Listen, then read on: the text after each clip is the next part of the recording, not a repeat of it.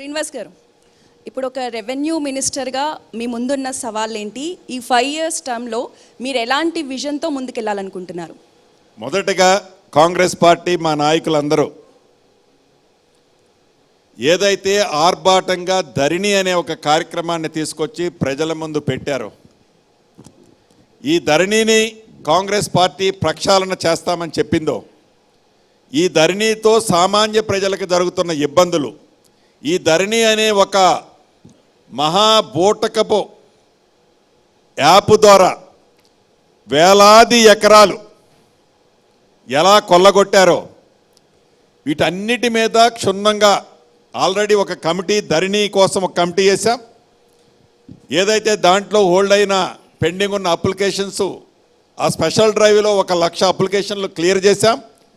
మళ్ళీ ఆ ధరణిలో అప్లికేషన్లు తీసుకునేది కంటిన్యూ జరుగుతుంది.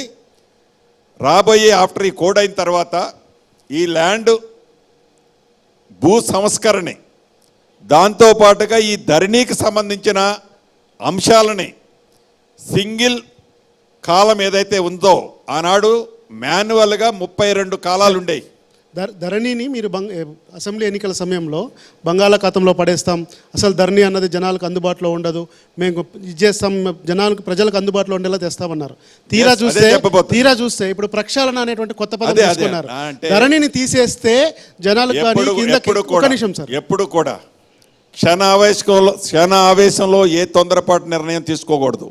అటువంటి నిర్ణయాల ఫలితమే, గత ప్రభుత్వంలో తీసుకున్న ఫలితమే కాళేశ్వరం కానీ లేకుంటే ధరణి కానీ.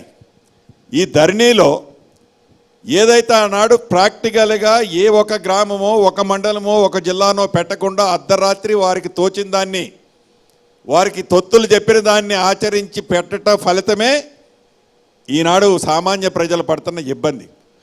ఈ పెట్టిన దాన్ని రాత్రికి రాత్రి ఈ ప్రభుత్వం వారి మీద, వారు పెట్టింది మీ ప్రభుత్వం తీసేయాలన్నది ఈ ప్రభుత్వం యొక్క ఆలోచన కాదు. వారు మంచి ఏదైతే ఆ ప్రభుత్వంలో చేసినది ఉన్నా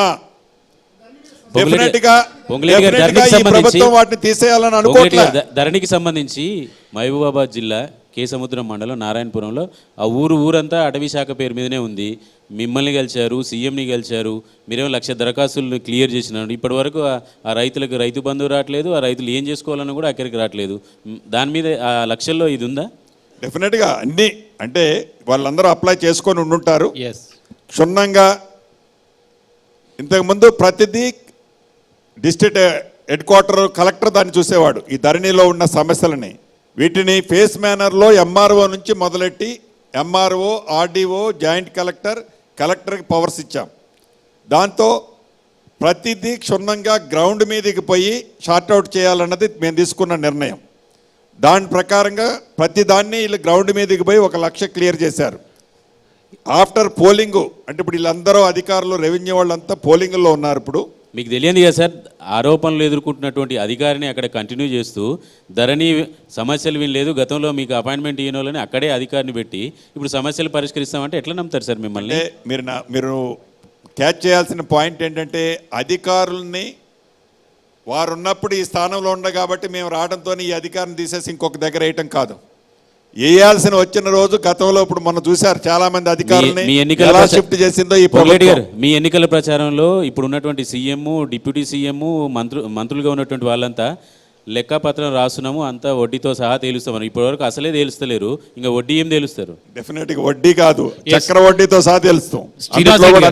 శ్రీనివాసరెడ్డి గారు, ధరణి పేరుతో పొరపాట్లు జరిగాయి, అక్రమాలు జరిగాయని చెప్పారు. కేవలం ఒక హైదరాబాద్ శివారు ప్రాంతాల్లోనే వేలాది ఎకరాల భూములు గత ప్రభుత్వంలో ఉన్న పెద్దలు కొట్టేశారు, ప్రభుత్వ భూములను ప్రైవేట్ భూములుగా చూపించారు.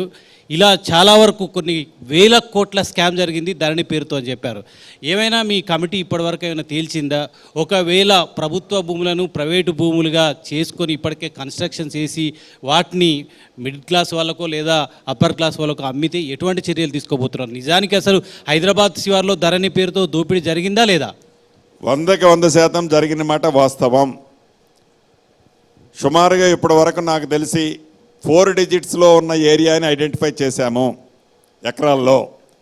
దీన్ని ఎవరి పేరుతోనైతే ట్రాన్స్ఫర్ అయినాయో ఆ ప్రాపర్టీస్ని అన్నిటినీ ప్రొబిటెడ్ లిస్ట్లో పెట్టించాము. ఫర్దర్గా ఆ ప్రాపర్టీని ఎవరు కూడా మూవ్ చేయకుండా ఉండే విధంగా వాటి మీద అధికారుల్ని, అంటే ఉన్న అధికారిని కాకుండా సపరేట్ అధికారులతో ఆల్రెడీ దాని మీద వర్క్ ఇన్డెప్త్గా జరుగుతున్నది. మళ్ళీ వాళ్ళు లీగల్గా వాటి మీద ఏ రకంగా కోర్టులను ఆశ్రయించి కోర్టు ద్వారా మళ్ళీ రిలీఫ్ తెచ్చుకోకుండా ఉండే విధంగా ఆ యాంగిల్లో కూడా వర్కౌట్ చేస్తున్నాము. అంటే కాంగ్రెస్ అయితే ఇవన్నీ ఒక్కసారి బయట పెట్టిన తర్వాత వాటిని మళ్ళీ వాళ్ళు కోర్టును ఆశ్రయించి ఒక ఇబ్బంది ఉంటుంది. దాన్ని ప్రాపర్గా చేయటం అన్నదే ఈ ప్రభుత్వం యొక్క ఆలోచన. అంతేనా? మీరు ఇప్పుడు అబెన్స్లో పెట్టిన దానికి మళ్ళీ కాంగ్రెస్ ప్రభుత్వం ట్యాక్స్ వేసి మళ్ళీ వాటిని క్లియర్ చేయడానికి ప్రయత్నం చేస్తుందా? కాంగ్రెస్ ప్రభుత్వం యొక్క ఆలోచన లక్ష్యం ట్యాక్సులు కాదు. ఇది ప్రజల ప్రభుత్వం, ప్రజల కోసమే చేస్తుంది తప్ప డెఫినెట్గా మీరు పంచిపెట్టే రోజైనా కూడా మీరు అందరూ ఉంటారు కదా. ప్రస్తుతం జరుగుతున్న పరిణామాల్లో 5 years కాంగ్రెస్ పార్టీ తెలంగాణను రూల్ చేస్తుందన్న కాన్ఫిడెన్స్ మీకు ఉందా అండి? ఎందుకు వస్తుంది మీకు ఆ డౌట్? ప్రజలు ఎన్నుకున్న ప్రభుత్వం, ఇదేమీ ఆషామాషిగా డొంకతారులు వచ్చిన ప్రభుత్వం కాదు.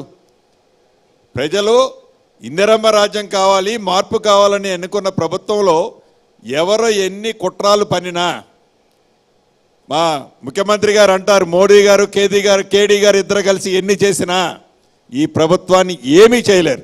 మరోవైపు కేటీఆర్, కేసీఆర్ వీళ్ళు అంటున్నారు ఎలక్షన్స్ తర్వాత రేవంత్ బీజేపీలోకి వెళ్తారని. ఈ కామెంట్స్ మీరు ఎట్లా చూస్తున్నారు? సారీ అమ్మా, మీకు రేవంత్ రెడ్డి బీజేపీలోకి వెళ్తారు సీఎం. అదే మీరు ఉన్నారో రాలేదు. రేవంత్ రెడ్డి గారు బీజేపీలోకి వెళ్తారంటారు, నేను టీఆర్ఎస్ పార్టీలోకి వెళ్తారంటారు. ఏం మా ఇద్దరికి ఏంది? ఆయన ముఖ్యమంత్రి, నేను మంత్రిని.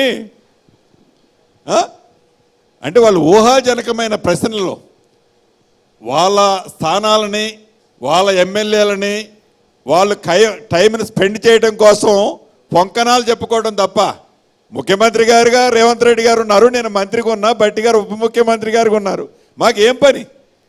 Very comfort ఉన్నవేడా?